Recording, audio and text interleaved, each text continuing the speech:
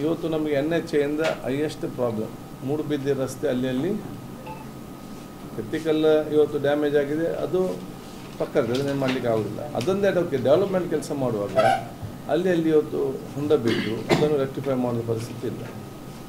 ಈ ಮಂಗಳೂರು ನಿಮ್ಮ ನಂತರ ಈಗ ಮೊನ್ನೆ ಮಾತಾಡಿದ ನಂತರ ದೇವ್ ರೆಕ್ಟಿಫೈಡ್. ಈಗ ತಲಪಾಡಿ ರೋಡ್ ಸ್ವಲ್ಪ ರೆಕ್ಟಿಫೈ ಮಾಡ್ತಾ ಇದ್ದಾರೆ.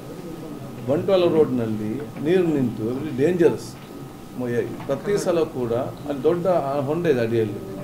ಸಣ್ಣ ಸಣ್ಣ ಕಾರುಗಳು ಮಾರುತಿ 800 ಎಲ್ಲ ಅಲ್ಲಿ ಸ್ಟಕ್ ಆಗೋದು ಮಾತ್ರ ಅಲ್ಲ, ಅಲ್ಲಿ ಕಾರು ಡ್ಯಾಮೇಜ್ ಆಗುವಂಥ ಪರಿಸ್ಥಿತಿ ಆಗಿದೆ. ಇದೆಲ್ಲ ಕೂಡ ಈ ಸೋಷಲ್ ಪ್ರಾಬ್ಲಮ್, ಬುದ್ಧಿವಂತರಿಂದ ಆಗುವಂಥ ಸಮಸ್ಯೆ ಆಗಿದೆ. ಇದೆಲ್ಲವೂ ಕೂಡ ನಮಗೆ ಆಗಿದೆ. ಕಲ್ತವರು ಕಲಿಯೋದ್ರಿಂದ ಅಲ್ಲ, ಇಂಜಿನಿಯರಿಂಗ್ ಕಲ್ತವರು ಹೌದು ಜಸ್ಟ್ ಈಗ ಅದರ ಬಗ್ಗೆ ಸ್ವಲ್ಪ ಕಾಲ್ಡ್ ಇದನ್ನು ಅವ್ರಿಗೆ ಇನ್ಸ್ಪೆಕ್ಷನ್ಗೆ ಶಿರಾಡಿ ಘಾಟಿ ಮತ್ತು ಇನ್ಸ್ಪೆಕ್ಷನ್ ಮಾಡಬೇಕು ಅಂತ ಕಾಲ. ಶಿರಾಡಿ ಚಾರ್ಮಾಡಿ ಕೆತ್ತಿಕಲ್ ನೋಡಿ, ಯಾವುದೇ ಮಂಗಳೂರಿನ ಕಡೆ ಬಂದು ತೀರ್ಮಾನ ಅದು ಮಡಿಕೇರಿ ಇದು ರಸ್ತೆಗಳು ಮಡಿಕೇರಿ, ಹಾಸನ ಮತ್ತು ನಮ್ಮ ಚಿಕ್ಕಮಗಳೂರು, ಕೊಡಗು 4 ಜಿಲ್ಲೆ ವ್ಯಾಪ್ತಿಗಿದೆ. ಪರಸ್ಪರ ಕೋಆರ್ಡಿನೇಷನ್ ಇರಬೇಕು 4 ಜಿಲ್ಲೆ ಮಟ್ಟದಲ್ಲಿ ಕೂಡ. ಯಾವುದೇ ಒಂದು ರಸ್ತೆ ಕ್ಲೋಸ್ ಆಗೋದಾದರೆ ಈ 3 ಜಿಲ್ಲೆಯವರು ಕೂಡ ಮಾಹಿತಿ ಬರಬೇಕು. ಮಂಗಳೂರಿಂದ ಬಂದಾಗೋದಾದರೆ ಈ 3 ಅವರಿಗೆ ಮಾಹಿತಿ ಬೇಕು, ಅಲ್ಲಿಂದ ಬಂದಾಗ ನಮ್ಮವ್ರು ಕೂಡ ಮಾಹಿತಿ. ಒಂದು ಎರಡನೇದು, ಮಳೆಗಾಲದಲ್ಲಿ ಸ್ವಲ್ಪ ಜರಿತದೆ ಅಂತ ಹೇಳಿದ್ದೆ ನಾನು, ಅದು ಸ್ವಾಭಾವಿಕ. ಆ ಗುಡ್ಡಗಾಡು ಮತ್ತು ಇದೆಲ್ಲ ಅದು ಸ್ವಲ್ಪ ಜರದ ತಕ್ಷಣ ಇಡೀ ರಸ್ತೆಯಲ್ಲಿ ಬಂದು ಮಾಡೋದಲ್ಲ. ನಾನು ಹೇಳಿದೆ, ನಮ್ಮ ಸೈನಿಕರಿಗೆ ನಾವು ಟ್ರೈನ್ ಮಾಡ್ತೇವೆ. ಯಾಕೆ? ಯುದ್ಧ ಆಗೋ ಫೈಟ್ ಮಾಡಬೇಕಂತೇಳಿ. ಇವರು ಕೂಡ ಯಾಕೆ ಟ್ರೈನ್ಡ್ ಈ ಕೆಲಸ ಆಗುವಂಥ ಕೆಲಸ ಮಾಡಬೇಕು. ಇದು ಯುದ್ಧ ಬರುವಾಗ ಬಾಗಿಲಾಗಿ ಮನೇಲಿ ಕೂತ್ಕೊಂಡ್ರೆ ಆಗ್ಬೋದು. ಬಂದ್ ಮಾಡಲಿಕ್ಕೆ ಯಾರು ಕೂಡ ಮಾಡ್ಬೋದು. ಬಂದ್ ಮಾಡಿದ ಸಮಸ್ಯೆಗೆ ಪರಿಹಾರ ಅಲ್ಲ. ಅಂಥ ಅಗತ್ಯತೆ ಇದ್ದರೆ, ಡೇಂಜರ್ಸ್ ಇದ್ದರೆ 4 ಜಿಲ್ಲಾಧಿಕಾರಿಗಳು ಪೊಲೀಸ್ ಅಧಿಕಾರಿ ಚರ್ಚೆ ಮಾಡಿಕೊಂಡು then they have to close. ಇಲ್ಲದಿದ್ದರೆ ಮಣ್ಣು ಜರದ ತಕ್ಷಣ ಕ್ಲೀನ್ ಮಾಡಬೇಕು. ಅದಕ್ಕೆ ಟೀಮ್ ಇಡಬೇಕು.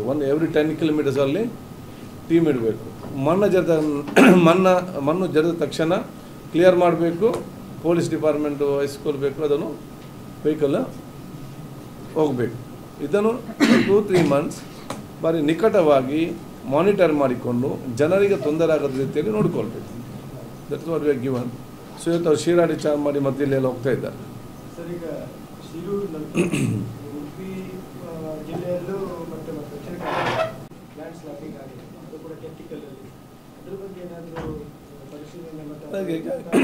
ಈಗ ಅದೇ ಅಲ್ಲ, ಈಗ ಕೆತ್ತಿಗಳಿಗೆ ಸಂಬಂಧಪಟ್ಟಾಗೆ ಹಿಂದೆ ಕೂಡ ಒಮ್ಮೆ ಕಂಪ್ಲೀಟ್ ಆಗಿ ಒಂದು ಬಿರುಕು ಬಿಟ್ಟು ಬರೋ ಸಮಸ್ಯೆ ಆಗಿತ್ತು.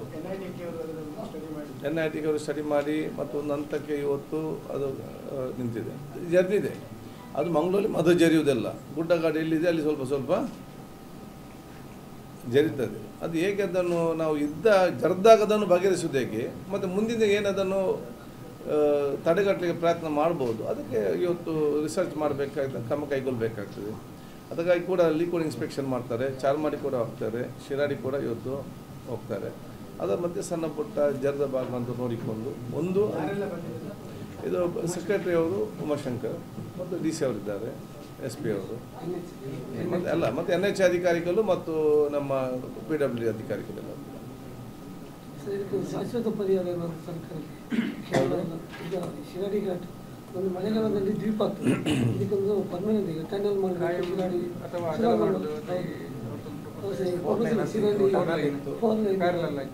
ಟನಲ್ ಮಾಡಬೇಕು, ಸುರಂಗ ಮಾರ್ಗ ಮಾಡಬೇಕು. ಸುರಂಗ ಮಾಡಬೇಕು ಬೇಡಿಕೆ ಚರ್ಚೆ ಪ್ಲ್ಯಾನಲ್ಲಿತ್ತು. ಮತ್ತು ಹೇಗೆ ರೈಲ್ವೆ ಲೈನ್ ಇದೆ, NOC ರೈಲ್ವೆಯಿಂದ NOC ಬರಬೇಕು, ಫಾರೆಸ್ಟಿಂದ ಕ್ಲಿಯರೆನ್ಸ್ ಬರಬೇಕು. ಆಲ್ಸೋ ಟೆಕ್ನಿಕಲ್ ಇಶ್ಯೂಸ್ ಆಗಿದೆ. ಈಗ ನಮಗೆ ಅಲ್ಲಿ ಆಗಬೇಕಾದ ಯಾವುದಂತ ಹೇಳಿದರೆ, ಎಲ್ಲಿ ಒಂದು ಹಂತದ ನಮ್ಮ ಮಾರ್ನಬೈಲಿಂದ ಸಕಲೇಶ್ಪುರ ತನಕ ಇವತ್ತು ನಮ್ಮದು ಆ ಒಂದು ಸ್ಟ್ರೆಚಲ್ಲಿ ಕೆಲಸ ಆಗಲಿಲ್ಲ, ಅದನ್ನು ತಕ್ಷಣ ಕೆಲಸ ಮಾಡಬೇಕು. Free flow of the vehicle ಇದ್ದರೆ ಏನು ಪ್ರಾಬ್ಲಮ್ ಇಲ್ಲ. ಎರಡನೇದು, ಕೆಲವೊಂದು ಕಡೆ ಜರಿತದೆ ಇದರಲ್ಲಿ. ಅಂಥ ಪ್ರತಿ ವರ್ಷ ಕೂಡ ಅಂಥಂಥ ಸ್ಪಾಟ್ ಇದ್ದರೆ ಅದನ್ನು ನಾವು ನೆಕ್ಸ್ಟ್ ಇಯರ್ ಜರಿಯದ ರೀತಿ ಏನಾಗಿ ಕಟ್ಟಿಂಗ್ ಮಾಡಬೇಕು, ಏನು ಮಾಡಿದ್ರೆ ಈಗಲೇ ಅದನ್ನು ಮಾಡಬೇಕು ಇದರಲ್ಲಿ. ಥರ್ಡ್, ಪ್ರತಿ ಸಲ ಜರಿಲಿಕ್ಕೆ ಅದು ಮಣ್ಣಿದು ಪ್ರಾಬ್ಲಮ್, ಅದು ಗುಡ್ಡೆಯ ಪ್ರಾಬ್ಲಮ್ ಅಲ್ಲ. ಪ್ರಾಬ್ಲಮ್ ನಮ್ಮದೇ. ನಾವಲ್ಲಿ ಮೇಲೆ ಬೀಳುವಂಥ ನೀರನ್ನು ಯಾಕೋ ಡೈವರ್ಟ್ ಮಾಡಿ ಕೊಡಬೇಕಂತೇಳಿ ನಾವು ಅದನ್ನು ನೋಡೋದೇ ಇಲ್ಲ. ಎಲ್ಲ ಒಂದು ಟಾಪ್ ಆಫ್ ದ ಹಿಲ್ ಒಂದು ಗುಡ್ಡ ಇರ್ತದೆ, ಅಲ್ಲಿಗೆ ನೀರು ಬೀಳ್ತದೆ. ಫಾರ್ ಎಕ್ಸಾಂಪಲ್ ನೀರು ಬಿದ್ದರೆ ಎಲ್ಲಿ ನೀರು ಕಲೆಕ್ಟ್ ಆಗ್ತದೆ ಅಲ್ಲಿಂದಲೇ ನಾವು ಒಂದು ಡ್ರೈನ್ ಥರ ಮಾಡಿ ಎಲ್ಲ ನೀರುಗಳು ಒಂದೇ ಕಡೆಯಿಂದ ಬಂದು ಕೆಳಗೆ ಬಂದು ಸೇರುವಾಗೆ ಮಾಡಿದರೆ ಅದು ಒಂದೇ ಇದರಲ್ಲಿ ಆ ಒಂದು ಸಿಮೆಂಟ್ ಡ್ರೈನಲ್ಲಿ ಬಂದು ಕೆಳಗೆ ಮುಡ್ತದೆ. ಆಗ ಈ ಮಣ್ಣಿಗೆ ಏನು ಡ್ಯಾಮೇಜ್ ಆಗೋದಿಲ್ಲ. ಯೂಶಲಿ ಈಗ ಏನಾಗ್ತದೆ, ನೀರು ಬಂದಾಗ ಡೈರೆಕ್ಟ್ ಮೇಲೆ ಬೀಳೋದು, ಅದು ಮಣ್ಣು ಎಲ್ದು ಎಲ್ಲಿ ಅದೊಂದು ಕಡೆ ಕಲೆಕ್ಟ್ ಆಗಿ ವೆಯ್ಟ್ ಫೋರ್ಸ್ ಆದರೆ ಇಟ್ ಓಪನ್ ಔಟ್. ಈ ಮಣ್ಣಿಗೆ ಕೂಡ ಅದರೊಂದು ಶಕ್ತಿ ಇದೆಯಲ್ಲ, ಪ್ರತಿಯೊಬ್ಬರಿಗೂ ಅದರೊಂದು ಕೆಪಾಸಿಟಿ ಅಂತ ಇದೆ. ಈಗ ಯಾಕೆ ಶುರುವಾಯಿತು ಅಂತ ಸಮಸ್ಯೆ ಹಿಂದೆ ಇತ್ತು ಅಲ್ಲ, ಅಲ್ಲ ಹಿಂದೆ ಇತ್ತು ನೋಡಿ. ಈಗ ಶಿರಾಡಿ ಘಟ್ಟ ಆಗಿರಲಿ, ಆ ಆಸುಪಾಸು ಈ ಕುಸಿತಗಳು ಪಶ್ಚಿಮ ಘಟ್ಟದ ಕಳೆದ 5-6 ವರ್ಷಗಳಲ್ಲಿ ಅಲ್ಲ ಅದು ನಿಮಗೆ ಮಾತ್ರ ಗೊತ್ತು 5-6 ವರ್ಷಗಳಂತೇಳಿ. ನಾನೀಗ ಸಣ್ಣದಿರು ಯಾಕಂತ ಹೇಳಿದರೆ ಯಾಕಂತ ಹೇಳಿದರೆ ಮಂಗಳೂರು ಟು ಹಾಸನ ರೈಲ್ವೆ ನನ್ನ ತಾಯಿ ತಂದೆಯವರು ಮಾಡಿದ್ದು. Entire railway line including within the tunnel contractor. ಈ ನಿಮ್ಮ ಪಡೀಲ್ ಅಂಡರ್ ಪಾಸ್ ಓಲ್ಡ್ ಇದೆ, ಈಗ ಹೊಸದಾಗಿ ಕಾಂಕ್ರೀಟ್ ಮಾಡಿ ಅದು ಓಲ್ಡ್ ಕಟ್ಟಿಂಗ್ ಎಲ್ಲ ಅವರದೆ. ಅದಕ್ಕೆ ಕಡಬಕ್ಕರ್ ಕಟ್ಟಿಂಗ್ ಇದ್ದವರು ಅವರೇ ಇದರಲ್ಲಿ. From Mangaluru to Hassan entire railway line ಅವ್ರು ಮಾಡಿದ್ದು. ನಮ್ಮಾಗ ಜೀಪೆಲ್ಲ ಪಲ್ಟಿ ಆಗಿ ವಾಸ್ ವೆರಿ ಸ್ಮಾಲ್, ಘಾಟಲ್ಲಿ ಪಲ್ಟಿ ಆಗಿತ್ತು ಕೆಳಗಡೆ. ಅವರು ಸ್ಟಾಫ್ನವರು ಇವರೆಲ್ಲ ಅಲ್ಲ, ಈಗಲ್ಲ ಹೊರಗಿನ ಕಾರಿನ ರಸ್ತೆಯಲ್ಲ ಮೇಲೆ ಹೋಗ್ಬೇಕಲ್ಲ. ಸೊ ಐನೋ ಅದಾಗಲೇ ಇದಿತ್ತು, ಆಗಾಗ ಜರಿಯುವಂಥದ್ದು. ನಾವು ಸಣ್ಣದಿದ್ದೆವು, ಭಾಳ ಸಣ್ಣದಿದ್ದೆವು, ಆಗ ಹೋಗ್ತಿದ್ದೆವು. ಹಾಸನ ರೈಲ್ವೆ ಟನಲ್ ಆಗುವಾಗ ಆ ಕೆಲಸ ಆಗುವಾಗ ನಾನು ಹೋಗ್ತಿದ್ದೆ ಅಲ್ಲಿ. ಬ್ಲಾಸ್ಟ್ ಮಾಡಿ ಅವರ ಈಗ ಟನಲ್ ಸಿಗ್ತದಲ್ಲ ಅದನ್ನು ಕಟ್ಟುವಾಗ. ಸರ್ NHAI ಮತ್ತು ಇದು PWD ಜೊತೆಯಲ್ಲಿ ಈಗ ಸರ್ವೆ ಮಾಡ್ತಾ ಇರೋದು, ನಮ್ಮ ಪರಿಶೀಲನೆ ಮಾಡ್ತಾ ಇರೋದು ಫಸ್ಟ್ ಟೈಮ್ ಆಯಿತು. ಯಾವುದು PWD ಮತ್ತು ಅಲ್ಲ, ಅವ್ರು ಆಗಾಗ ಮೀಟಿಂಗ್ ಮಾಡ್ತಿದ್ದಾರೆ. ಬಟ್ ಈಗ ಅವರು ಸೆಕ್ರೆಟರಿ ಬಂದಾಗ ನಾವು ಯಾವ ಟು ಸಿ ಎವ್ರಿಥಿಂಗ್ ಅಲ್ಲ, ತಗೊಂಡು ಅವ್ರು ರಿಪೋರ್ಟ್ ಕೊಟ್ಟಿದ್ದು ಮಾಡಬೇಕು. ಮತ್ತು ನಮಗೆ ಗ್ರ್ಯಾಂಟ್ ಕೊಡೋರು ನಾನು ಹೇಳಿದ್ದೇನೆ, ನಮಗೆ ಬೇರೆ ಜಿಲ್ಲೆಯಾಗೆ ಅವ್ರಿಗೆ ಒಂದೇ ಟೈಪ್ ಗ್ರ್ಯಾಂಟ್ ಕೊಡೋದು, ನಮಗೆ ಜಿಲ್ಲೆಗೆ ಒಂದೇ ಟೈಪ್ ಗ್ರ್ಯಾಂಟ್ ಕೊಟ್ಟರೆ ಆಗೋದಿಲ್ಲ. ಯಾಕೆ ನಮ್ಮೊಂದು ರಸ್ತೆ ಮಾಡಬೇಕಾದ್ರೆ ಗುಡ್ಡ ಕಟ್ಟ ಕಟ್ ಡೌನು, ಮಣ್ಣು ಫಿಲ್ ಮಾಡಬೇಕು, ಎಲ್ಲಿ ನಾವು ಕಟ್ ಮಾಡಿದ್ರೆ ಅಲ್ಲಿ ನಾವು ಸೈಡ್ ಕಟ್ಟಿ ಕೊಡಬೇಕು. ಈಗೇನಾಗ್ತದೆ, ಗ್ರ್ಯಾಂಟ್ ಇಲ್ಲದ ಕಾರಣ ಕಟ್ ಮಾಡ್ತಾರೆ, ಎಲ್ಲಿ ಕೂಡ ಪ್ರೊಟೆಕ್ಷನ್ ಅದು ಸ್ವಲ್ಪ ಮಟ್ಟು ಮಾಡೋದಿಲ್ಲ. ನೆಕ್ಸ್ಟ್ ಮಳೆಗಳಿಗೆ ಜರಿದು ಬೀಳ್ತದೆ. ಯಾಕೆ ನೀವು ಬೇರೆ ನಾರ್ತ್ ಕರ್ನಾಟಕ ನೋಡಿದರೆ ಬರೀ ಸ್ಟ್ರೈಟ್ ರಸ್ತೆ ಅಲ್ಲದೆ ಮತ್ತು ಆ ಕಡೆಗೆ ಬೇಕಾದಷ್ಟು ಪ್ಯಾಡಿ ಫೀಲ್ಡ್ಸ್ ಮತ್ತು ಜಾಗ ಇದೆ, ಅಲ್ಲಿ ಎಲ್ಲಿಯೂ ಕೂಡ ಅವರು ಸೈಡ್ ಕಟ್ಟಬೇಕಂತೀರಿ. ಅದನ್ನೇ ನೋಡಿಕೊಂಡು ಇವರು ಇಲ್ಲಿಗೆ ಗ್ರ್ಯಾಂಟ್ ಬಿಡುಗಡೆ ಮಾಡಿದರೆ ಅದಾಗ ಸೊ SSDP ಇರಲಿ, ಬೇರೆ ಗ್ರ್ಯಾಂಟ್ ಇರಲಿ, ಈ ರಸ್ತೆ ಜೊತೆಯಲ್ಲಿ ಪ್ರೊಟೆಕ್ಷನ್ ವಾಲಿಗೆ ಅಂತೇಳಿ ಅವರು ಕೆಲಸ ಮಾಡೋಗಳದಕ್ಕೆ ದುಡ್ಡು ಬಿಡುಗಡೆ ಮಾಡಬೇಕು. ಆಗೇನಾಗ್ತದೆ, ಒಂದು ಪ್ರೊಟೆಕ್ಷನ್ ಇರ್ತದೆ. ಒಮ್ಮೆ ರಸ್ತೆ ಮಾಡಿ ಹೋದ ನಂತರ ಅದನ್ನು ಕಟ್ಟಲಿಕ್ಕೆ ಬರುವುದು ಕೂಡ ಇಲ್ಲ, ಅದು ಜರ್ದಾಗಲೇ ಮತ್ತೆ ಬರುವುದು.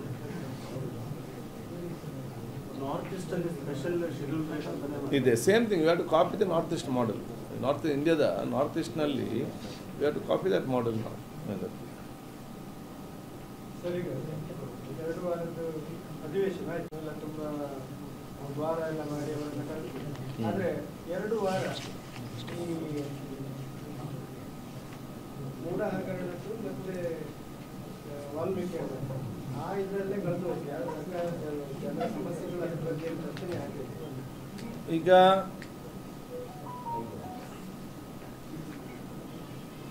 ಅಧಿವೇಶನ ಕರೆದಂಥ ಸಂದರ್ಭದಲ್ಲಿ ಭಾಳಷ್ಟು ಚರ್ಚೆ ಇತ್ತು ಮಾಧ್ಯಮದಲ್ಲಿ, ಜನರ ಮಧ್ಯೆ ಎಲ್ಲ.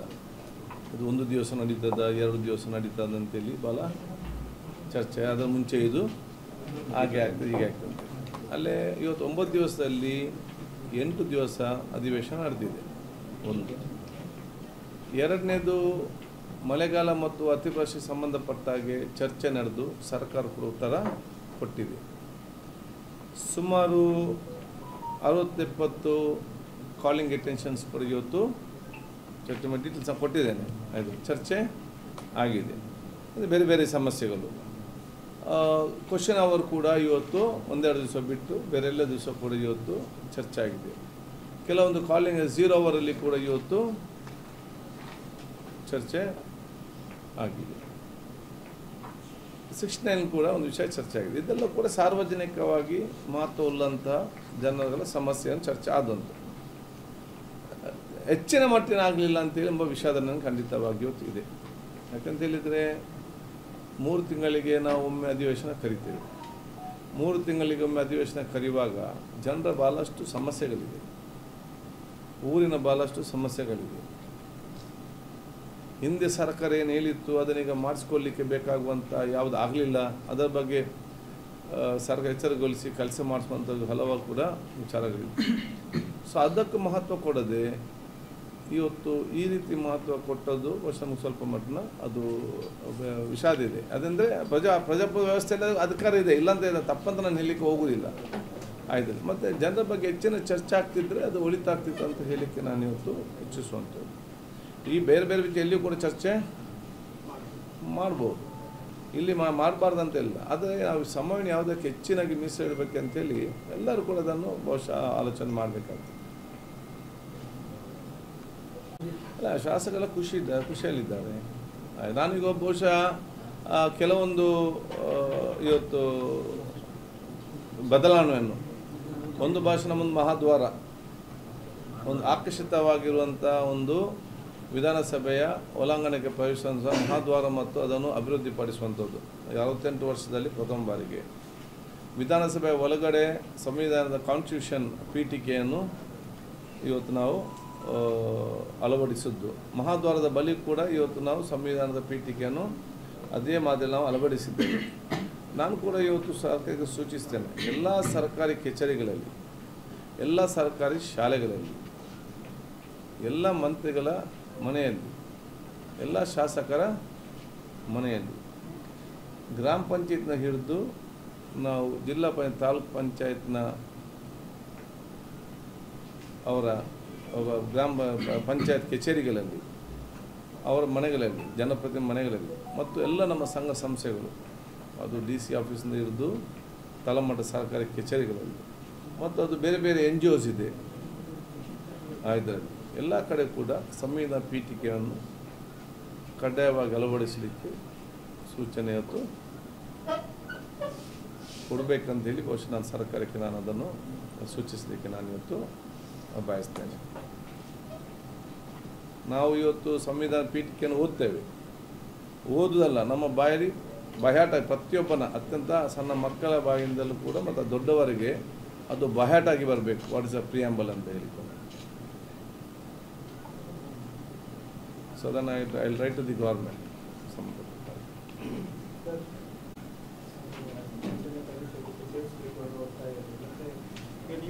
ಸದನದಲ್ಲಿ ಮತ್ತೆ ದಕ್ಷಿಣ ಕನ್ನಡದ ಕೆಲವು ಶಾಸಕರು ಕೂಡ ತುಳುವಲ್ಲಿ ಮಾತಾಡ್ತಾರೆ. ಆದರೆ ಸದನದಲ್ಲಿ ಕೆಲವರನ್ನು ಅಪಹಾಸ್ಯ ಮಾಡೋದು ಆ ವಿಚಾರ ನೋಡಿ, ಒಂದು ಭಾಷೆಯ ಮಹತ್ವ, ಅದರ ಇತಿಹಾಸ, ಅದರ ಸಂಸ್ಕೃತಿ ಮತ್ತು ಪರಂಪರೆ ನಾವು ಈ ರಾಜ್ಯದ ಎಲ್ಲ ಜನರಿಗೆ ಪರಿಚಯ ಕೊಡದಿದ್ದ ಕಾರಣ ಈ ಒಂದು ಭಾಷೆಯ ಮಹತ್ವ ಇರುವುದಿಲ್ಲ.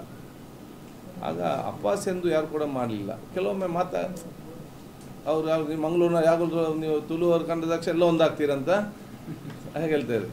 ಇದ್ದಾರೆ ನಾವು ನಿಮಗೆ ನೀವೆಲ್ಲರೂ ಕೂಡ ಸಡನ್ನಾಗಿ ನೀವು ಪಕ್ಷ ಬೇರೆ ಬೇರೆ ಇರ್ಬೋದು, ನೀವು ಕಡೆಗೆ ನೋಡುವಾಗ ನೀವು ತುಳುನಾಡೆಲ್ಲ ಒಂದಾಗಿ ಬಿಡ್ತೀರಿ ಅಂತ ಹೇಳಿದ ವಿಚಾರ ಕೂಡ ಇದೆ.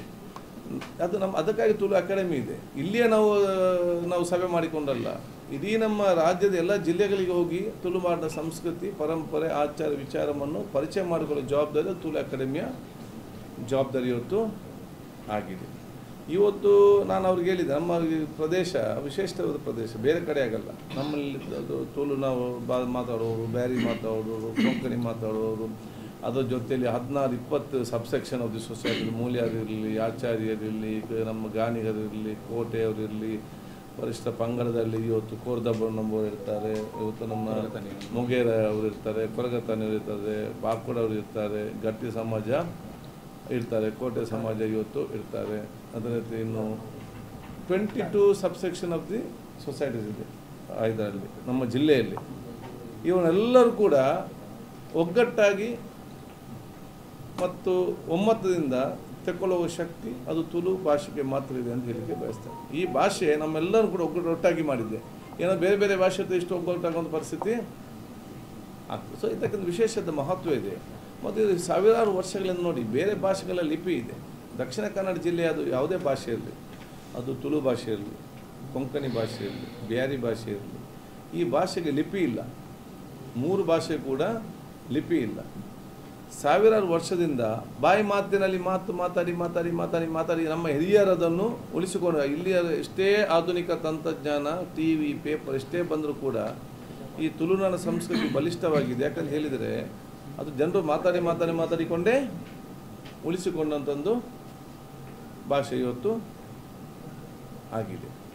ಆದ ಕಾರಣ ಇದನ್ನು ನಾವು ರಾಜ್ಯದವರಿಗೆ ಪರಿಚಯ ಮಾಡೋ ಜವಾಬ್ದಾರಿ ಅದು ನಮ್ಮೆಲ್ಲರಿಗೂ ಇವತ್ತು ಜವಾಬ್ದಾರಿಯನ್ನು ಹೇಳಲಿಕ್ಕೆ ಬಯಸುವಂಥದ್ದು. ಅದಕ್ಕೆ ವಿಶ್ವಾಸ ಇದೆ ನಮ್ಮ ಅಕಾಡೆಮಿಯವರು ಅದರ ಬಗ್ಗೆ ವಿಷಯದ ಕಾಳಜಿ ವಹಿಸಿಕೊಂಡು ಅಕಾಡೆಮಿ ಮತ್ತು ತುಳು ಭಾಷೆಗೆ ಮಹತ್ವ ಕೊಡುವ ಜೊತೆಯಲ್ಲಿ ತುಳುನಾಡಿನ ಭಾಷೆ ಮತ್ತು ಸಂಸ್ಕೃತಿ ಪರಂಪರೆಯನ್ನು ರಾಜ್ಯದ ಮತ್ತು ಜನತೆಗೆ ಪರಿಚಯ ಕೊಡುವಂಥದ್ದು. ಇವತ್ತು ನಾವು ದಕ್ಷಿಣ ಕನ್ನಡ ಜಿಲ್ಲೆಯ ತುಳು ನಾಟಕ ಮತ್ತು ಚಿತ್ರರಂಗದವರನ್ನು ನಾವು ವಿಶೇಷ ಗೌರವಿಸಬೇಕು. ಯಾವೊಂದು ಕಾಲದಲ್ಲಿ ನಮ್ಮ ಊರವರೇ ಮಾತಾಡೋದು ಕಡಿಮೆ, ಬಾಂಬೆಯವರು ಮಾತಾಡೋದು ಕಡಿಮೆ, ದುಬೈಯ ಮಕ್ಕಳಿರುವ ತುಳುನ ಮಕ್ಕಳು ಕಾಲಘಟ್ಟದಲ್ಲಿ ಒಂದು ಕಾಲಘಟ್ಟದಲ್ಲಿ ಕಲೆ ಮತ್ತು ಚಿತ್ರರಂಗದ ಮುಖಾಂತರ ಇಡೀ ವಿಶ್ವದಲ್ಲೇ ತುಳು ಭಾಷೆಯನ್ನು ಪರಿಚಯ ಮಾಡಿಕೊಂಡು ಜೀವಂತವಾಗಿಡಲಿಕ್ಕೆ ದೊಡ್ಡ ಮಟ್ಟದ ಕೊಡುಗೆಯವರು ಕೊಟ್ಟಿದ್ದಾರೆ. ಎಲ್ಲ ನಮ್ಮ ನಾಟಕದವರು, ಚಿತ್ರರಂಗದವರು ಅಂತ ಹೇಳಲಿಕ್ಕೆ ಇಚ್ಛಿಸ್ತಾರೆ. ಒಂದು ನಿಮಿಷ. ಸಾವಿರಾರು ವರ್ಷದಿಂದ ಬಂದು 100 ಬಲಿಸಲಿಲ್ಲ, ಚಾಲನೆಗೆ ಬಂದದ್ದು ಈಗ. ಅಧಿವೇಶನದಲ್ಲಿ ಅಶೋಕರಾಗಿ ಪ್ರಸ್ತಾಪ ಮಾಡಿದಾಗ ಮೊನ್ನೆ ಅದಕ್ಕೆ ಒಂದು ಭರವಸೆ ಕೊಟ್ಟಿದ್ದೀರಿ. ಅಲ್ಲ, ಈಗಾಗಲೇ ನಾವು ಮುಂದಿನ ದಿನಗಳಲ್ಲಿ ಆಲ್ರೆಡಿ ಒಂದು ಮೀಟಿಂಗ್ ಕನ್ನಡ ಮತ್ತು ಸಂಸ್ಕೃತಿ ಸಚಿವರ ಜೊತೆ ಈಗ ಮೀಟಿಂಗ್ ಆಗಿದೆ.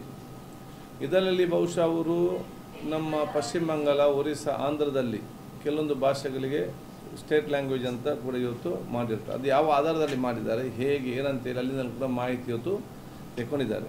ಮುಂದಿನ ದಿನದಲ್ಲಿ ಮತ್ತೊಂದು ಸಭೆ ಕನ್ನಡ ಸಂಸ್ಕೃತಿ ಸಚಿವರ ಜೊತೆ ನಮ್ಮ ಜಿಲ್ಲೆ ಶಾಸಕ ಮತ್ತು ತುಳು ಅಕಾಡೆಮಿಯ ಅಧ್ಯಕ್ಷರು ಮತ್ತು ನಮ್ಮ ಇನ್ನಿತರ ಹಿರಿಯ ಮುಖಂಡರ ಜೊತೆ ನಾವು ಕೂತ್ಕೊಂಡು ಚರ್ಚೆ ಮಾಡ್ತೇವೆ.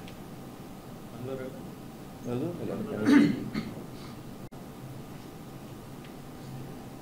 ನಿಮಗೆ ಇದರ ಕಾಪಿ ಸಿಕ್ಕಿದ್ದ ಸೆಕೆಂಡ್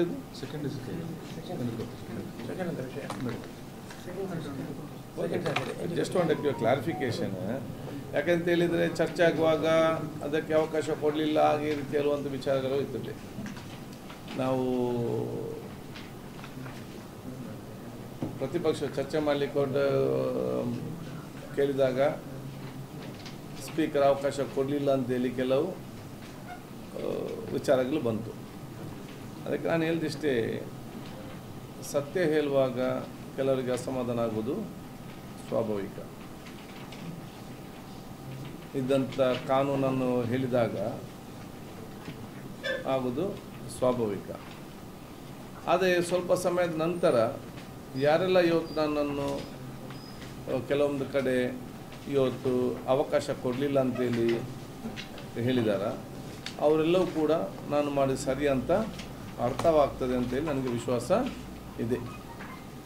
ಯಾಕಂತ ಹೇಳಿದರೆ ವಿಧಾನಸಭೆಯಲ್ಲಿ ಯಾವುದೇ ವಿಚಾರ ಕೂಡ ಚರ್ಚೆ ಆಗಬೇಕಾದ್ರೆ ಅಥವಾ ನಾನು ಕೊಡಬೇಕಾದ್ರೆ ಸೆಕ್ಷನ್ 60, 62, 63 ನಮ್ಮ ವಿಧಾನಸಭೆ ಕಲಾಪಗಳ ನಿಯಮಾವಳಿಗೆ ಪ್ರಕಾರವಾಗಿ ಭಾಳ ಸ್ಪಷ್ಟವಾಗಿದೆ. ಒಂದು, ಅದು ರೀಸೆಂಟ್ ಅಕರೆನ್ಸ್ ಆಗಿರಬೇಕು. ಎರಡನೇದು, ಸಾರ್ವಜನಿಕ ಮಹತ್ವದುಳ್ಳದಾಗಿರಬೇಕು. ಮೂರನೇದು, ಯಾವುದೇ ಜುಡಿಷಿಯಲ್ ಮತ್ತು ಕ್ವಾಸಿ ಜುಡಿಷಿಯಲ್ ಆಗಿ ತನಿಖೆ ಇರಬಾರ್ದು. ಯಾಕೆ ಇಲ್ಲಿ ಚರ್ಚೆಗಳು ಅಲ್ಲಿ ಪ್ರಭಾವ ಬೀರುತ್ತದೆ ಅಂತ ಹೇಳಿಕೊಂಡು ವಾಲ್ಮೀಕಿ ಹಗರಣಕ್ಕೆ ಸಂಬಂಧಪಟ್ಟಾಗೆ ಪ್ರತಿಪಕ್ಷ ನಾಯಕರು ಮತ್ತು ಸದಸ್ಯರು ಕೇಳಿದಾಗ ಸ್ಪಷ್ಟವಾದ ಅಲ್ಲಿ ಅವಕಾಶ ಇಲ್ಲದಿದ್ದರೂ ಕೂಡ, ಯಾಕೆಂತ ಹೇಳಿದರೆ ಅದು ರೀಸೆಂಟ್ ಅಕರೆನ್ಸ್ ಹೌದು, ಸಾರ್ವಜನಿಕ ಮಹತ್ವ ಉಳ್ಳದು ಹೌದು. ಅದೇ ಅಲ್ಲಿ ಎನ್ಕ್ವೈರಿ ನಡೀತಿತ್ತು, ಯಾವುದು SIT ಮತ್ತು ED ಅವ್ರದ್ದು. ಅದು ಕೂಡ ಬೇಡಿಕೆ ಇಟ್ಟಾಗ ಅದು ಸಾರ್ವಜನಿಕ ಮಹತ್ವಲ್ಲ ಮತ್ತು ಅತಿ ಅಗತ್ಯ ವಿಚಾರ ಅಂತ ಹೇಳಿದಾಗ ನಾನು ಅದಕ್ಕೆ ಒಪ್ಪಿಗೆ ಕೊಟ್ಟಿದ್ದೇನೆ. 4 ದಿವಸ ಒಂದೇ ಬಗ್ಗೆ ವಿಚಾರ ಚರ್ಚೆ ಆಯಿತು. 5ರಲ್ಲಿ 4 days ಕಂಟಿನ್ಯೂಸ್. ನಮಗೆ ಇಲ್ಲಿ ಜನಸಾಮಾನ್ಯ ಬೇರೆ ಬೇರೆ ಸಬ್ಜೆಕ್ಟ್ ತಗೊಳ್ಬೇಕು, ಡಿಸ್ಕಸ್ ಆಗಬೇಕು. ಒಂದು ಕಡೆಯ ಒಂದು ದಿವಸ ಈ ಸಬ್ಜೆಕ್ಟ್ ತಂದಾಗ ಪ್ರತಿಪಕ್ಷ ಆಡಳಿತ ಪಕ್ಷ ಮಧ್ಯೆ ತುಂಬ ಚರ್ಚೆ ಆಯಿತು. ಪ್ರತಿಪಕ್ಷದವ್ರು ಯಾಕೆ ಕೊಡಬೇಕಂತ ಕೇಳ್ತಾರೆ. ಆಡಳಿತ ಪಕ್ಷದವರು ಲಾ ಮಿನಿಸ್ಟ್ರು ಕಾನೂನು ಪ್ರಕಾರ ಯಾವುದು ಕೊಡಲಿಕ್ಕೆ ಆಗುವುದಿಲ್ಲ ಅಂತೇಳಿ ಭಾಳ ಸ್ಪಷ್ಟವಾಗಿ ಇವತ್ತು ಹೇಳಿರ್ತಾರೆ. ಅದನ್ನು ಕೇಳಿ ಎರಡೂ ವಾದ ವಿವಾದ ಚರ್ಚೆಯನ್ನು ಕೇಳಿಕೊಂಡೇ ಸ್ಪೀಕರ್ ನಾನು ರೂಲಿಂಗ್ ಕೊಟ್ಟರು. ನಾವು ರೂಲಿಂಗ್ ಕೊಡಲಿಕ್ಕೆ ಒಂದು ಇದು 10-12 ವರ್ಷದಿಂದ ಬಂದಂಥ ವಿಚಾರಗಳು, ಸ್ಟಾರ್ಟಿಂಗ್ ಫ್ರಮ್ ದೇರ್ 10 to 12 ಇಯರ್ಸಿಂದ ಇದಾದಂಥ ವಿಚಾರ, ಅವ್ರದ್ದೇ ಸರ್ಕಾರದ ಕೊಟ್ಟಂಥ ಏನು ಮಂಜೂರು ಮಾಡಿದಂಥ ವಿಚಾರಗಳು, ಯಾರು ಪ್ರತಿಪಕ್ಷ ಯಾರು ಮಾಡ್ತಾರಲ್ಲ ಅವರೇ ಮಾಡಿದ್ರು. ಎರಡನೇದಾಗಿ ಇದರಲ್ಲಿ ಇಲ್ಲಿ ಜುಡಿಷಿಯಲ್ ಎನ್ಕ್ವೈರಿ ನಡೀತಾ ಇದೆ ನಿವೃತ್ತ ನ್ಯಾಯಾಧೀಶ ಮುಖಾಂತರ. ಸೊ ಬೇಡಿಕೆಗಳು ಜಾಸ್ತಿ ಅಥವಾ ಒಂದು ಪ್ರತಿಪಕ್ಷದವರು ಅದು ಕೊಡಲೇಬೇಕು ಒತ್ತಾಯ ಮತ್ತು ಮನೆ ಜಾಸ್ತಿ ಬಂದರೂ ಕೂಡ ವಿಧಾನಸಭೆಯ ನಿಯಮಾವಳಿಗೆ ಕೆಟ್ಟ ಸಂಪ್ರದಾಯವನ್ನು ಪ್ರಾರಂಭ ಮಾಡಲಿಕ್ಕೆ ನಾನು ತಯಾರಿಲ್ಲ. I don't get a bad president. ಯಾಕಂತ ಹೇಳಿದರೆ ಭವಿಷ್ಯ ದಿನಗಳಲ್ಲಿ ನಾನು ನಿಯಮಾವಳಿಯ ಅಲ್ಲಿ ಪ್ರಾರಂಭ ಮಾಡೋದಕ್ಕೆ ಒಂದು ಕೆಟ್ಟ ಸಂಪ್ರದಾಯ ಪ್ರಾರಂಭ ಮಾಡಲಿಕ್ಕೆ ನನ್ನ ಮೇಲೆ ಯಾರಿಗೂ ಕೈ ತೋರಿಸಬಾರ್ದು. ನಾನೀಗ 10-12 ವರ್ಷಗಳ ಹಿಂದಿನ ಕತೆಗೆ ಇವತ್ತು ನಾನು ಇಲ್ಲಿ ಒಪ್ಪಿಗೆ ಕೊಟ್ಟರೆ ಭವಿಷ್ಯದ ನಾನು ಸ್ಪೀಕರ್ ಇರ್ಬೋದಾ ಇಲ್ಲದೇ ಇರ್ಬೋದಾ ಮುಂದಿನ ಹಲವಾರು ವರ್ಷಗಳ ನಂತರ ನಾವು ಇರ್ಬೋದು, ಬೇರೆಯವ್ರು ಬರ್ಬೋದು, ಹೊಸ ಜನಾಂಗ ಭವಿಷ್ಯದ ಜನಾಂಗ ಬರ್ತದೆ. ಆವಾಗ ಇನ್ನು 20 ವರ್ಷ 30 ವರ್ಷಗಳಿಂದ ಕೇಸನ್ನು ತಗೊಂಡು ಬಂದು ನಮಗೆ ಇಲ್ಲಿ ಚರ್ಚೆ ಮಾಡಲಿಕ್ಕೆ ಅವಶ್ಯ ಕೊಡಿ ಅಂತ ಕೇಳಿದರೆ ಅವರು ಕೊಡೋದಿಲ್ಲ ಅಂತೇಳಿ ಹಾಗೇನು ಹೇಳ್ತಾರೆ, ಅವತ್ತು ಸ್ಪೀಕರ್ ಇದ್ದಾಗ 12 ವರ್ಷ ಹಿಂದೆ ಅದಕ್ಕೆ ಕೊಟ್ಟಿದ್ದಾರೆ ಅಂತೇಳಿ ಕೆಟ್ಟ ಸಂಪ್ರದಾಯ ಪ್ರಾರಂಭ ಮಾಡಲಿಕ್ಕೆ ನನಗೆ ಅವಕಾಶ ಆಗೋದಿಲ್ಲ. ಅದರಿಂದ ಮಾತ್ರ ನಾನು ಅವತ್ತು ಅವಕಾಶ ಇವತ್ತು ಕೊಡಲಿಲ್ಲ. ನಾನು ಭಾಳ ಸ್ಪಷ್ಟವಾಗಿ ಹೇಳಿದೆ, ನಿಮ್ಗೆ ಏನೆಲ್ಲ ಹೇಳಬೇಕು ಅದನ್ನೆಲ್ಲ ಕೊಡಿ, ಜುಡಿಷಿಯಲ್ ಕಮಿಷನ್ ಮುಂದೆ ಹೋಗಿ ಹೇಳಿ, ಅಥವಾ ನನಗೆ ಕೊಡಿ, ನಾನು ಅಲ್ಲಿ ನಿಮ್ಮ ಮುಖಾಂತರ ಅಲ್ಲಿಗೆ ಮುಟ್ಟಿಸ್ತೇನೆ ವಿಚಾರ ನಾನು ಹೇಳಿದ್ದೇನೆ. ಅದಕ್ಕೆ ನಮ್ಮದು ಸ್ಪಷ್ಟತೆ ಒಂದು ಕ್ಲಿಯರ್ ಆಗಿ ಏನು ನಮ್ಮ ಜವಾಬ್ದಾರಿ ಕೂಡ ಏನಂತೇಳಿ ಒಂದು ನಮ್ಮ ಕಚೇರಿಯಲ್ಲಿ ಒಂದು ಮಾಹಿತಿಗಾಗಿ ಕೊಡೋದು ವಿಚಾರ. ಯಾಕೆ ಮಾಹಿತಿ ಕೆಲವು ಪಾಪ ಗೊತ್ತಿರೋದಿಲ್ಲ, ಯಾಕೆ ಕೊಡಬಾರ್ದು ಏನು ಕೊಡಬಾರ್ದು ಕೆಲವು ಅವರಿಗೆ ಅದರ ಮಾಹಿತಿ ಇರೋದಿಲ್ಲ. ಅದು ಇಲ್ಲಿ ಒಂದು ಕೆಟ್ಟ ಸಂಪ್ರದಾಯನ ಪ್ರಾರಂಭ ಮಾಡಲಿಕ್ಕೆ ನಾನು ಕಾರಣಭೂತನಾಗುವುದಿಲ್ಲ ಅಂತ ಹೇಳಲಿಕ್ಕೆ ನಾನು ಇವತ್ತು ಬಯಸುವಂಥದ್ದು ಏನಿದೆ. ಡೆವಲಪ್ಮೆಂಟ್ ಸಂಬಂಧಪಟ್ಟಿಗೆ ಅದು ಇವತ್ತು ಬೇಡ, ಯಾವುದು ಬೇಡ, ನೆಕ್ಸ್ಟ್ ಟೈಮ್ ಹೇಳ್ತೇನೆ. ಜಿಲ್ಲೆಯ ಅಭಿವೃದ್ಧಿ ಸ್ವಲ್ಪ ಕುಂಠಿತ ಆಗ್ತಾ ಇದೆ, ಹೆಚ್ಚಿನ ಆಗ್ತಾ ಇಲ್ಲ. ಜಿಲ್ಲಾಧಿಕಾರಿ ಕಚೇರಿಯಲ್ಲಿ ಸಭೆಗಳು ಆಗ್ತಾ ಇಲ್ಲ, ಫೈಲ್ಗಳು ಮೂವ್ ಆಗ್ತಾ ಇಲ್ಲ, ಆರ್ಬಿಟ್ರೇಷನ್ ಆಗ್ತಾ ಇಲ್ಲ. ಅಭಿವೃದ್ಧಿಗೆ ಯಾವುದೂ ಕೊರತೆ ಆಗಲಿಲ್ಲ, ಎಲ್ಲ ಅಭಿವೃದ್ಧಿ ಕೂಡ ಇವತ್ತಿನ ಫಾಸ್ಟ್ ಆಗ್ತಾ ಇವತ್ತಿದೆ. ಹೊಸ ನನಗೆ ಆರ್ಬಿಟ್ರೇಷನ್ ಈ ಕೇಸ್ ಅದೇ ನನಗೆ ಮಾಹಿತಿ ಎಷ್ಟಿತ್ತು ಏನಿಲ್ಲ ಅಂತ ಅದು ಕೇಳಿದಾಗ ಮಾತ್ರ ಗೊತ್ತಾಗ್ತದೆ. ನೀವು ಒಂದು ರೈಟಿಂಗಲ್ಲಿ ಕೇಳಿದರೆ ಮುಂಚೆ ಎಷ್ಟಿತ್ತು ಈಗ ಎಷ್ಟು ಕ್ಲಿಯರ್ ಆಗಿದೆ, ಎಷ್ಟು percentage of the files are cleared, ಸ್ಪಷ್ಟದ ಮಾಹಿತಿ ನಿಮಗೆ ಸಿಗ್ತದೆ. ಕೋರ್ಟ್ ಆಗ್ತಾ ಇಲ್ಲ, ಯಾವುದು DC ಕೋರ್ಟ್. ಹೌದಾ? ಮಳೆ ನೆರೆ ಎಲ್ಲ ಹಾಗೆಯಾ? ಅದೀಗ ಮಾತ್ರ ನಿರ್ಲಕ್ಷ್ಯ ಲಕ್ಷ ಅಂತಿಲ್ಲ. ಯಾವುದು ಉಸ್ತುವಾರಿಗಳು ಬರ್ತಾ ಇಲ್ಲ. ನಾನು ಇವತ್ತು ಮೀಟಿಂಗ್ ಇರಬೇಕಲ್ಲ ಅವರು, ಗುರುವಾರ ಬರ್ತಾರೆ. ನನಗೆ ಸ್ಪೀಕರ್ ಆಗಿ ನನಗೆ ಮಾತಾಡಿದಾಗ ನಾನು ಹೋಗುವುದಿಲ್ಲ ಇದರಲ್ಲಿ. ನೀವು ಇಲ್ಲಿಂದಲ್ಲ ಬೇರೆ ಎಲ್ಲಿಂದ ಕೂಡ ಬೇರೆ ಅದಲ್ಲ ಕೂಡ ಬರ್ತಾ ಇಲ್ಲ. ಬರಲಿಲ್ಲ ಅಂತೆಲ್ಲ ಹಲವಾರು ಸಲ ಜಿಲ್ಲೆಗಳಿಗೆ ಹೋಗ್ತಾ ಇಲ್ಲ. ಬಂದಿದ್ದಾರೆ. ಮತ್ತು ನಿಮಗೆ ಅದರಲ್ಲಿ ಸ್ಪಷ್ಟ ಮಾಹಿತಿ ಬೇಕು. ನಾನೀಗ ಹೇಳಿದಾಗೆ ಹಿಂದಿನ ಉಸ್ತುವಾರಿ ಸಚಿವರುಗಳು ಎಷ್ಟು ಸಲ ಬಂದು ಮೀಟಿಂಗ್ ಆಗಿದೆ, ಈಗಿನ ಉಸ್ತುವಾರಿ ಸಚಿವರು ಎಷ್ಟು ಸಲ ಮೀಟಿಂಗ್ ಆಗಿದೆ, ಅದಕ್ಕೆ ಹಿಂದಿನವರು ಎಷ್ಟು ಅಂದರೆ ನಿಮಗೆ ಮಾಹಿತಿ ಸಿಗ್ತದೆ ಇದರಲ್ಲಿ. ಆ ಮಾಹಿತಿ ತಗೊಂಡು ಹೇಳಿದ್ರೆ ಆಯಿತು. ಇದಕ್ಕೆ ಗುರುವಾರ ಸರ್, ಇದು ವೆಬ್ಸೈಟ್ ಅಲ್ಲಿ ಅನುಷ್ಠಾನ ಕ್ವಶನ್ಸ್ ಆನ್ಸರ್ಸ್ ಹಾಕೋದು ತುಂಬಾ ಲೇಟ್ ಆಗ್ತಾರಲ್ಲ. ಇಲ್ಲ ಮೊನ್ನೆ 2 ದಿನ ನೋಡಿದೆ, 2-3 3 ದಿನ ಇರಲಿಲ್ಲ. Will rectify. ಈಗ ಅದು ಡಿಜಿಟಲೈಸೇಷನ್ ಮಾಡುವಂಥ ಪ್ಲ್ಯಾನ್ ಇದೆ ನಮಗೆ ಸಂಪೂರ್ಣವಾಗಿ ಅಸೆಂಬ್ಲಿಯನ್ನು. ಅದು ಯಾಕೆಂತ ಹೇಳಿದರೆ ಯಾವ ರೀತಿ ಮಾಡಬೇಕನ್ನೋ ಚಿಂತನೆಯಲ್ಲಿದ್ದೇವೆ. ನಾವು ಬರೀ ಹೆಸರಿಗೆ ಮಾತ್ರ ಮಾಡಿಕೊಂಡು ನಾಳೆ ಪ್ರಯೋಜನ ಇಲ್ಲದ ಪರಿಸ್ಥಿತಿ ಆಗಬಾರ್ದು. ನಾವು ಕೆಲವೊಂದು ಕಡೆ ಹೋದಾಗ ಕಂಪ್ಯೂಟರ್ಸ್ ಎಲ್ಲ ಫಿಟ್ ಆಗಿದೆ, ಸಮರ್ಪಕವಾಗಿ ಯೂಸ್ ಆಗ್ತಾ ಇಲ್ಲ. ಯಾಕೆಂತ ಹೇಳಿದರೆ ಅದಕ್ಕೆ ಬೇಕಾಗುವಂಥ ಅಪ್ಲಿಕೇಶನ್ ಆಗಿ 2 ಇದೆ. ಒಂದು common application throughout India, ನೇವ ಅಂತೇಳಿ ನ್ಯಾಷನಲ್ ಈ ವಿಧಾನ ಇದು, ಅದು ಎಲ್ಲ ರಾಜ್ಯಕ್ಕೆ ಸೂಟ್ ಆಗೋದಿಲ್ಲ. ಕೆಲವು ಕಡೆ ಬೇರೆ MLAಗಳು ಮಾತ್ರ, MLC ಇಲ್ಲ. ನಮ್ಮಲ್ಲಿ ಬೈಕ್ಯಾಮರಲ್ಲಿದೆ, ನಮ್ಮ ನಿಯಮಗಳೇ ಬೇರೆ, ಬೇರೆಯವ್ರ ನಿಯಮಗಳೇ ಬೇರೆ. ಸೊ ಇದರಲ್ಲಿ ಕೆಲವು ಟೆಕ್ನಿಕಲ್ ಸಮಸ್ಯೆ ಅದನ್ನು ಅಳವಡಿಸ್ಕೊಳ್ಳಿಕ್ಕೆ. So we are planning. ಒಂದು ಅದರ ಬಗ್ಗೆ ಆಲೋಚನೆ. ಎರಡನೇದು ನಮ್ಮ ಸ್ಟೇಟಿಗೆ ಸಪ್ರೇಟ್ ಒಂದು ಅಪ್ಲಿಕೇಶನ್ ನಾವು ಮಾಡುವಂಥದ್ದು. ಅದರಲ್ಲಿ ಬೈಕ್ಯಾಮರಲ್ಲಿ ಎಲ್ಲ ನಿಯಮಾವಳಿಗಳು ಮತ್ತು ಅದರ ಕಂಪ್ಲೀಟ್ ಡೇಟಾ ನಮಗೆ ಬಿಟ್ಟು ಬೇರೆ ಯಾರಿಗೂ ಕೊಡೋದು ಸಿಕ್ಕಲಿಕ್ಕೆ ಹೋಗುವುದಿಲ್ಲ. ಇದರ ಬಗ್ಗೆ ನಾವು ಚರ್ಚೆ ನಡೆಸಿ ಒಂದು ಕಮಿಟಿ ಮಾಡಿದ್ದೇವೆ. ಆಲ್ IIT ಅಂತ ಇವರನ್ನೆಲ್ಲ ಸೇರಿಸಿಕೊಂಡು ಉನ್ನತ ಮಟ್ಟದ ಇದಕ್ಕೆ ಒಳಗೊಂಡ ತಜ್ಞರನ್ನು ಒಂದು ಕಮಿಟಿ ಮಾಡಿ ಅವ್ರ ರಿಪೋರ್ಟನ್ನು ನಾವು ತಗೊಳ್ತಿದ್ದೇವೆ. ಯಾವ ರಿಪೋರ್ಟ್ ಅಲ್ಲ, ಕಮಿಟಿ ಮಾಡಿ ಆದೇಶ ಮಾಡಿದೆ. They will give. ಮೊನ್ನೆ ಫಸ್ಟ್ 3 days ಇದೆ ಆನ್ಸರ್ ಅಪ್ಲೋಡ್ ಆಗಿರಲಿಲ್ಲ. ಆಮೇಲೆ 4th ಡೇ ಏನೋ ಆಗಿಲ್ಲ. ಅದೊಂದು ಮಿಸ್ಟೇಕ್ ಇತ್ತು. ನಾವು ಅದನ್ನು ಅಲ್ಲ ಮೇ ಬಿ ನಮ್ಗೆ ಗೊತ್ತಿಲ್ಲ, ನೋಡ್ತೇನೆ. ನಾವು ಲೇ ಮಾಡಬೇಕು. ಅವತ್ತೀಗ ಲೇ ಆಗಿತ್ತಾ? ವಿಧಾನಸೌಧದಲ್ಲಿ ಮತ್ತೇನಾದ್ರು ಬದಲಾವಣೆ ಇದೆ? ಯಾವುದು ನೋಡಿ, ಈಗಾಗಲೇ ಒಂದು ಹಂತದ ಬದಲಾವಣೆ ನಾವು ತಂದದ್ದು. ಒಂದು ಮಹಾದ್ವಾರ ಒಳಗಡೆ ಕಾನ್ಸ್ಟಿಟ್ಯೂಷನ್ ಇದ್ದು, ಮತ್ತು ಆರ್ಟಿಫಿಷಿಯಲ್ ಇಂಟೆಲಿಜೆನ್ಸ್ ಕ್ಯಾಮರಾ ಇವರಿಗೆ, ಯಾರಿಗೆ ನಮ್ಮ ಮೆಂಬರ್ಸ್, ಅದು ಎಷ್ಟು ಗಂಟೆ ಬರ್ತಾರೆ, ಎಷ್ಟು ಗಂಟೆ ಹೋಗ್ತಾರೆ, ಮತ್ತು ಟೋಟಲ್ ಒಳಗಡೆ ಎಷ್ಟು ಗಂಟೆ ಇದ್ದಾರೆ ಅಂತೇಳಿ ನಮಗೆ ಪಟ್ಟಿ ಸಿಗ್ತದೆ. ಅದು ಸ್ಟಾರ್ಟಿಂಗ್ ಆದ ಕಾರಣ ಡೇಟಾ ಕಲೆಕ್ಟ್ ಒಂದು ಇಲ್ಲದೇ ಇನ್ನು ಡೇ ಟು ಡೇ ಸಿಗ್ತದೆ. ಅದು ಫಸ್ಟ್ ಫೇಸ್ ಸೆಟ್ಟಿಂಗ್ ಎಲ್ಲ ಆಗಬೇಕಂತೇಳಿ ನಾವು ಡೇಟಾ ಒಂದು ಸೆಟ್ ಆಗ್ತದೆ ಇದರಲ್ಲಿ. ಸೊ ಇನ್ ಫ್ಯೂಚರ್ ಒಬ್ಬರು ಬೇಗ ಲೇಟಾಗಿ ಬಂದು ಕಡೆತನಕ್ಕಿದ್ದಾಗ ಯಾರು ಎಷ್ಟು ಹೊತ್ತಿದ್ವಿ ಅಂತ ನಮಗೆ ಲೆಕ್ಕ ಸಿಗ್ತಿರಲ್ಲ. ಮುಂಚೆ ಬೇಗ ಬಂದವ್ರು ಗೌರವಿಸ್ತಿದ್ದೆವು.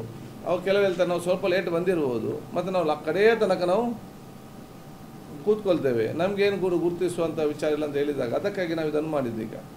ಇದು ಎಷ್ಟು ಸಲ ಒಳಗಡೆ ಹೋದರೂ SM ಒಳಗಡೆ ಕ್ಯಾಪ್ಚರ್ ಆಗ್ತದೆ, ಹೊರಗಡೆ ಹೋದಾಗ ಕ್ಯಾಪ್ಚರ್ ಆಗ್ತದೆ. ಟೋಟಲ್ 8 ಗಂಟೆ ನಡೆದರೆ ಅದರೊಳಗೆ ನಾನೆಷ್ಟು ಹೊತ್ತು ಇದ್ದೆ ಅಂತೇಳಿ ಸ್ಪಷ್ಟವಾದ ನಮಗೆ ಮಾಹಿತಿ ಸಂಜೆ ಹೊತ್ತಾಗುವಾಗ ಬರ್ತದೆ. It's a first time through out India what we have done. ಅದ್ರ ಜೊತೆಯಲ್ಲಿ ನಮ್ಮ ಶಾಸಕರ ಕಾನ್ಸ್ಟಿಟ್ಯೂಷನ್ ಕ್ಲಬ್ಬು ಕೂಡ ಇವತ್ತು ಉದ್ಘಾಟನೆಗಿದೆ, ಅದೀಗ ಪ್ರಾರಂಭ ಆಗ್ತದೆ. ನೂತನ ಕಟ್ಟಡಕ್ಕೆ ನಾವು ಅತಿ ಶೀಘ್ರದಲ್ಲಿ ಅದಕ್ಕೆ ನಾವು ಚಾಲನೆ ಕೊಡ್ತೇವೆ. ಅಲ್ಲಿ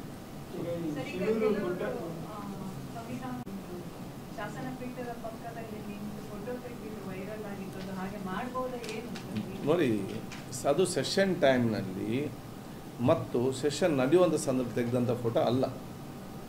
ಸೆಷನ್ ಪ್ರಾರಂಭ ಆಗೋ ಮುಂಚೆ 4 ದಿವಸ ಮುಂಚೆ ನಾನು ಅಲ್ಲಿ ಮೈಕ್ ಚೆಕ್ಕಿಂಗ್ ಮತ್ತು ಏನೆಲ್ಲ ಈ ಕಾನ್ಸ್ಟಿಟ್ಯೂಷನ್ ಏನು ಅಳವಡಿಸ್ತಾರೆ ಅದನ್ನೆಲ್ಲ ನೋಡಲಿಕ್ಕೆ ರಾತ್ರಿ ಆಗ ಹೋಗಿದ್ದೆ. ಹೋದಾಗ ನಾನು ಅಲ್ಲಿ ಕೂತ್ಕೊಂಡು ಮೈಕ್ ಟೆಸ್ಟ್ ಮಾಡ್ತಾಯಿದ್ದೆ.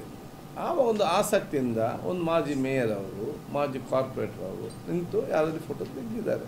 ಸಾಧಾರಣವಾಗಿ ಯಾವುದೇ ಬಂದರೂ ಡೆಲಿಗೇಷನ್ ಅದರಿಂದ ಅಸೆಂಬ್ಲಿ ಟೈಮು ಯಾರೇ ಬಂದರೂ ಕೂಡ ಅಲ್ಲಿ ಹೋಗಿ ನಿಂತು ಫೋಟೋ ತೆಕ್ಕೊಳ್ಳೋದೆಲ್ಲ ಇದೆ. ಈಗಲೂ ಕೂಡ ಅದನ್ನು ಡೆಲಿಗೇಷನ್ಸ್ ಬಂದಾಗ ಕೂಡ ನಾವು ತೆಕ್ಕೊಂಡಿದ್ದೆ. ನನ್ನ ಊರ ಬಂದಾಗಲೂ ಕೂಡ ತೆಕ್ಕೊಂಡದ್ದು ಇದೆ. ಅದು ಆ ಕಾರಣ ಕೆಲವುದು ಒಂದದು ಅನಗತ್ಯವಾಗಿ ಏನಾದೊಂದು ಆಗಬೇಕಂತ ಹೇಳಿಕೊಂಡು ಹಾಕಿ ಇದನ್ನು ಮಿಸ್ಗೈಡ್ ಮಾಡಲಿಕ್ಕೆ ಪ್ರಯತ್ನ. ಸ್ಪಷ್ಟತೆ ಏನಂತ ಹೇಳಿದರೆ ಸೆಷನ್ ಟೈಮ್ ಅಲ್ಲ, ಸೆಷನ್ ಅಧಿವೇಶನ ಸಂದರ್ಭ ಅಲ್ಲ. ಅದು ರಾತ್ರಿ 10 o'clock ಅನ್ಅಫಿಷಿಯಲಿಗೆ ನೋಡ್ಲಿಕ್ಕೆ ಹೋದಾಗ ತೆಕ್ಕೊಂಡಂದು ವಿಚಾರ. ಅದಕ್ಕೆ ತೆಗಿಬಾರ್ದಂತ ಏನು ಕೂಡ ಇವತ್ತು ಇಲ್ಲ. ಎಲ್ಲರೂ ಕೂಡ ಯಾವ ಡೆಲಿಗೇಷನ್ ಅಲ್ಲಿ ನಿಂತು ತೆಗೊಳ್ಳುವಂಥದ್ದು. ನಮ್ಮ ಊರವ್ರ ಸ್ಟೂಡೆಂಟ್ಸ್ ಬಂದಾಗಲೂ ಕೂಡ ಅಲ್ಲಿ ಒಂದು ಅವರಿಗೆ ನಾವು ಹಲವಾರು ತೆಕ್ಕೊಂಡಂಥ ಉದಾಹರಣೆಗಳಿದೆ.